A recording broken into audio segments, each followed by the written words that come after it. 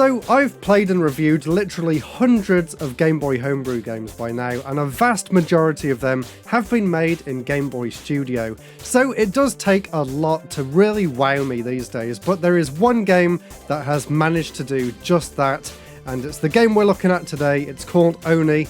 And the thing with this game that actually stood out to me first was the amazing packaging that it comes in. This one actually comes in a cassette tape holder with a little cardboard cutout, and it also has a really nice shiny cartridge as well. But that is just the tip of the iceberg with this fantastic game. So awesome packaging aside, what is the game actually like, and why is it one of the best homebrew games that I've played this year?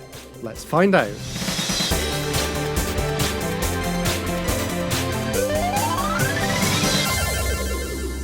I knew from the moment this game started that it was something special. Instead of a long-winded intro full of text, you're thrust into a spaceship flying through asteroids before descending onto the planet in a fun and responsive minigame. When you land on the planet, you're immediately free to explore. No long-winded tutorials here, and it's not long until you find a few dead ends, which in typical Zelda or Metroidvania fashion have a certain blocker at that certain point and level, which you'll have to come back to later on once you've found the correct upgrade or item to progress. The game is littered with these little areas that you'll need to remember later on. After walking around for a bit, you'll stumble across your first energy orb. There's 25 of these hidden throughout the game, and as you collect them, you're able to power up your spaceship and eventually visit other planets. The whole game revolves around finding these orbs. It's a very singular and focused gameplay system, and it always makes you feel like you're making good progress every time you find one. The world itself feels quite compact but very well thought out, with each screen being easily recognisable, and you can also find a map for each area as well, which really helps you get your bearings.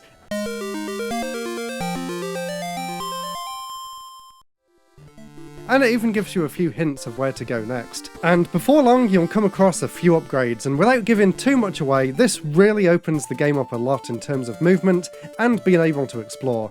Quite early on, you get the option to use a jetpack, which really speeds up the gameplay, making it a lot more enjoyable to backtrack to previous areas to uncover new secrets and collect more power orbs. Unfortunately, the jetpack also comes with a game-breaking problem. Sometimes when you use it, you'll just fly straight off the screen and have no way of progressing.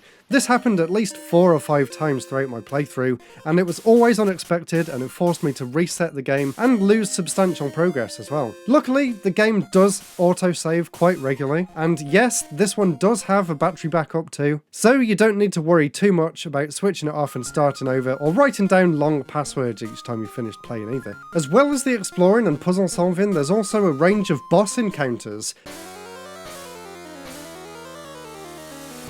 each one with a different method of attacking and taking damage. To see such unique gameplay in a Game Boy Studio game is quite refreshing, honestly.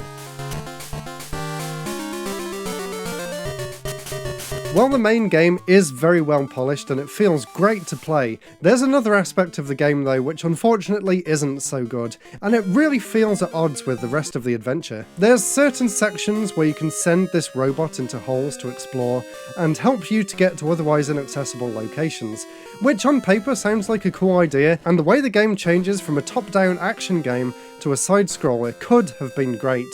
But unfortunately, these sections really don't have the same level of polish as the main game. I can tell that it's just using the standard built-in 2D platformer engine that comes with Game Boy Studio 2, which unfortunately means very floaty and unresponsive controls. Unfortunately, I found most of these areas to be a chore, and something that I wanted to get over and done with as soon as possible. You do get an ability later on which makes these areas a little bit more bearable, but by then, unfortunately, it's too little too late. Apart from the few awkward platforming sections, the rest of the game is a top-tier action adventure. It is a little on the short side though, with only 3 main areas to explore. You can easily beat the game in less than 2 hours. Plus, with the jetpack bug, you will need to reset several times and retrace your steps through no fault of your own. Although, none of this really stops the main adventure being thoroughly entertaining the whole way through, with fantastic pacing and great level design. So for the gameplay aspect, I'm going to give it a very solid 8 out of 10. Now next is the graphics, and as you can see the graphics are simple and clear. They suit the system really well, but they don't really push the Game Boy or Game Boy Studio to any new heights. I do quite like the fact that the entire game is in black and white, apart from the energy orbs which glow bright yellow. This makes them feel really special and helps them stand out as the main collectible in the game. It's always fun to see one just out of reach and then to spend the next few minutes trying to figure out how to get back to it. The main character and the enemies all have really nice simple sprites and they're well animated too. The backgrounds and level elements do look a little bit bland in comparison though, although despite the simple backgrounds the game does do a good job of separating the 3 different areas to make them each feel unique, and it really does add to the sense of scale and adventure. Some of the other interactive elements in the game though are a little bit lacking graphically. It would have been nice to have a few more animations or indications that something can be interacted with. Maybe they could have had a few more interesting features. For example, there's arrows that you have to repair on the ground in order to catapult you from one side of the screen to the other, but they don't really look like anything. It would have been cool if they fitted a little bit more in the game world itself. On the other hand, the boss fights and their introduction screens look really impressive for the system, with big sprites and cool designs too. So, for the graphics, they're not really anything to write home about. I'm going to give the graphics a 6 out of 10. The audio, composed by chiptune aficionado Scott Szymanski, is a definite highlight of the game for me. Each track is extremely catchy, and I actually found myself humming along as I was playing. The overworld theme in particular is actually quite relaxing, and it makes you feel at ease as you're exploring the different planets.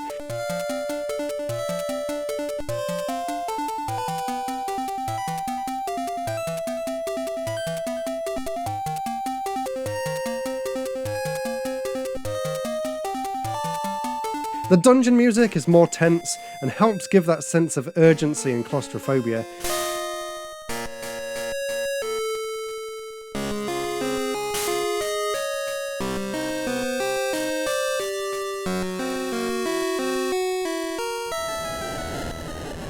And the boss music is aptly dramatic.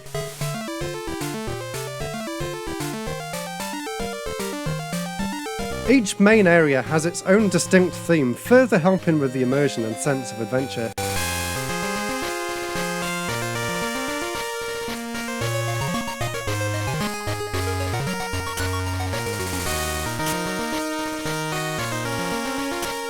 The sound effects, on the other hand, are nothing too special, but they get the job done. Overall, I really can't fault the audio at all. I think it sounds absolutely fantastic, so I'm going to give the audio a 9 out of 10. Now for the technical aspect of the game, and while the graphics and gameplay aren't exactly anything new for the system, they have been very thoughtfully designed to take advantage of the hardware. The action-focused combat in particular works really well, and it is something that quite a few GB Studio games struggle with, so the developer did a great job with the tools available to make this feel like a proper action-adventure game. I also love how fast the character can move later in the game, which again is quite a rarity in the Game Boy Studio scene. The only technical issue with the game I found was the jetpack bug mentioned earlier, and the awkward platforming mechanics, but that can't really be helped in this version of the engine. Overall, technical, I'm going to give an 8 out of 10. Originality next, and while the game borrows heavily from other classic franchises, the actual style of game here and the pacing hasn't really been recreated that many times on the Game Boy. The closest examples I can think of are something like Final Fantasy Adventure or the 3 Zelda games. ONI itself isn't quite as intricate as something like Link's Awakening, but the game can hold its own as being one of the best action adventures on the system.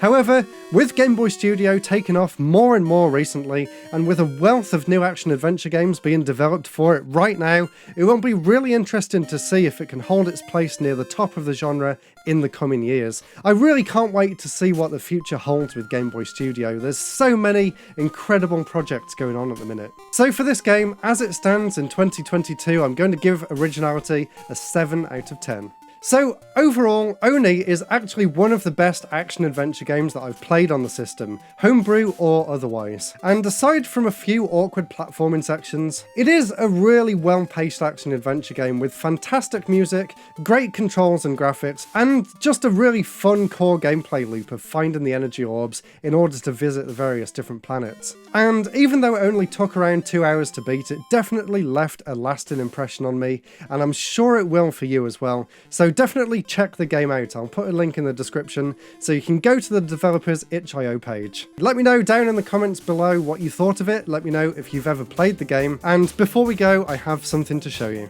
I'd like to introduce to you all my new puppy, Skittles. And thank you all so much for watching. Especially thank you to everyone at the bottom of the screen that Skittles is licking right now. All of my amazing Patreon supporters. Go and join them if you want early access and behind the scenes looks at my videos. And I'll see you all again very soon. Goodbye!